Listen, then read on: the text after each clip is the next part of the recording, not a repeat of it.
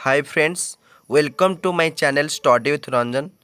Finally आपण मानकर Odisha staff selection commission तरफ एक इम्पोर्टाट नोटिस टी आसी आपण मानकर सॉइल कंजर्वेशन एक्सटेंशन वर्कर रो एग्जाम कंडक्ट होगा जाऊँगी 16 फेब्रुआरी 2025 रे आपण मानकर एग्जाम टी कंडक्ट होगा जाऊँगी। आसतु जानिबा यार कंप्लीट डिटेल्स। नोटिस टी आपण मानकर आसी 27/1/2025 नोटिस।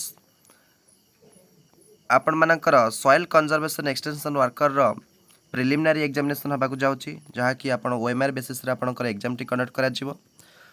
टोटल मार्क्स रोची 150 मार्क रो एग्जाम करा जिवो। आपन को 2 घंटा टाइम दिया जिवो एवं 0.25 नेगेटिव मार्किंग रही। आपण माने आपणकर एडमिट कार्ड डाउनलोड करें 10 फेब्रुआरी 2025। आपण फेब्रुआरी 10 रु आपण माने आपण मानकर एडमिट कार्ड डाउनलोड करें एवं एग्जाम टाइम रहिबो 10टा AM रु 12टा। आपण मानकर एग्जाम टाइम रहिबो एवं रिपोर्टिंग टाइम आपणकर 9टा रु रहिबो एवं गेट क्लोजिंग टाइम 9:45।